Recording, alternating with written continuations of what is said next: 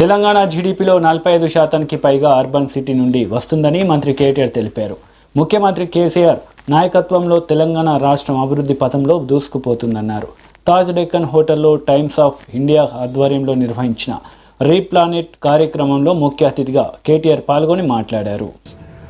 70% of Microsoft's revenue also comes from 80 cities across the world. So cities have become magnets for investment. Cities have become magnets for migration, urbanization, primarily because people migrate to cities in search of better livelihood opportunities, better education facilities, better healthcare facilities. In general, better living standards is what they come in anticipation of. As a result, what we are witnessing today is, Mr. Nitin Gadkari, Honorable Minister, Union Minister, keeps referring to this, and let me paraphrase him a bit. Mr. Gadkari keeps telling us whenever we meet him that whatever urbanization has happened over the last 5,000 years is likely to happen over the next 50 years. The same quantum of urbanization that has happened in the last 5,000 years will be happening again, will be repeating itself over the course of next 50 years. So that kind of points you to the enormity of the challenge at hand for all of us. The importance of urban areas, of course, cannot be overruled. It can be gauged from the fact that while urban areas in terms of geographical expanse constitute for 5%, but they contribute to 46% of the population in Telangana and to about 2/3 of the GSDP of the state. To put it in numbers, let me put it this way.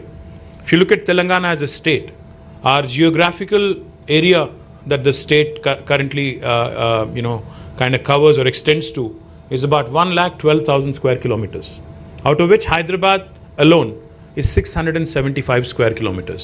But if you look at other urban pockets also in the entire state of Telangana, it would not be more than 2,000 square kilometers. So what are we talking about here? 1,12,000 square kilometers versus 2,000 square kilometers.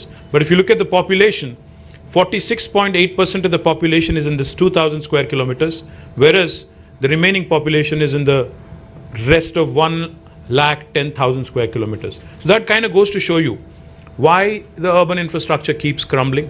Because the density of population, the paucity of space, that presents a huge challenge to the entire urban development department that I head.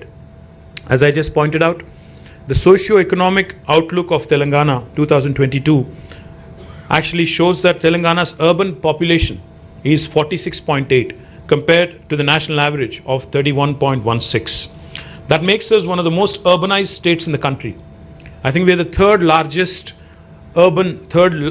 most urban state after Tamil Nadu, which is at 48.45, and Kerala at 47.23, and right after us is Maharashtra at 45.23. So that makes Telangana one of the most urbanized states in the entire country, and we are also one of the fastest growing urban economies in the country.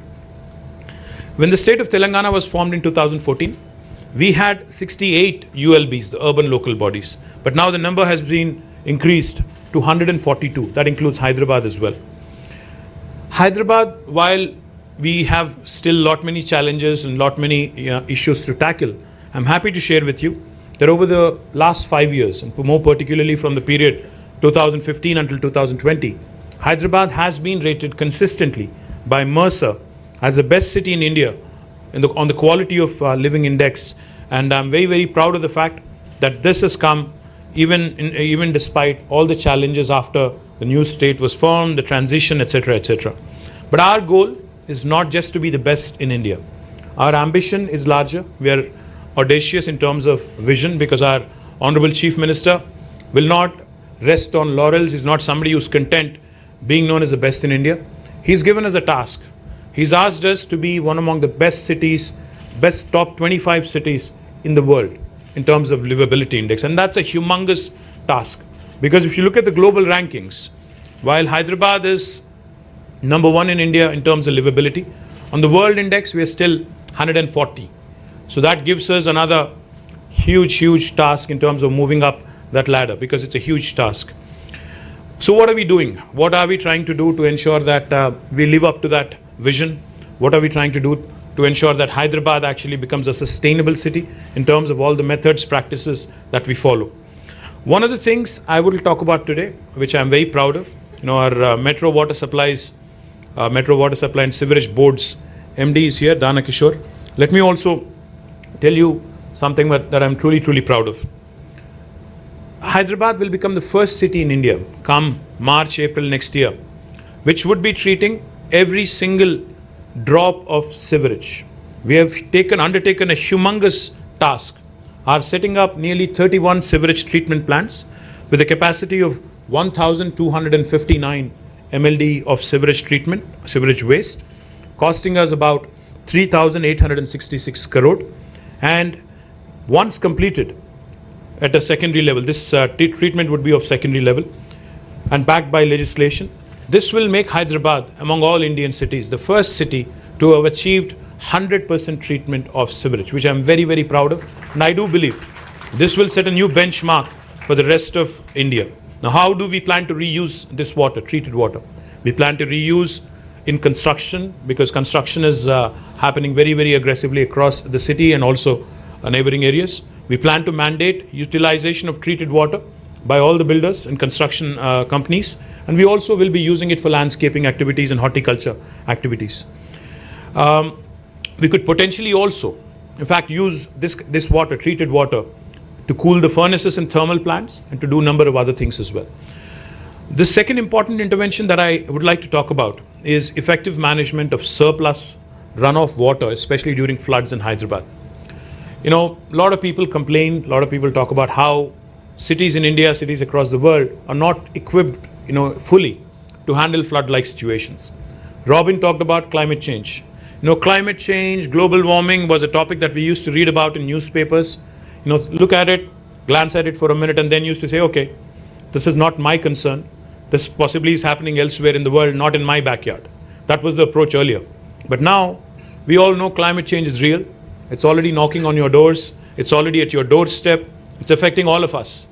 As a person who's involved in public life, as a policy maker, I've been witnessing some very disturbing changes across different seasons. We are now accustomed to unseasonal rains in October. And we are also accustomed to, unfortunately, late arrival of monsoons. We are also accustomed to cloudbursts. And we are accustomed to 45, 46 degrees temperatures in summer. Now, these are unusual patterns. These are exceptional patterns. But looks like exception is going to become the norm. Expecting the unexpected is going to be the challenge for governments. I cannot take cover, I cannot take an excuse to my citizens stating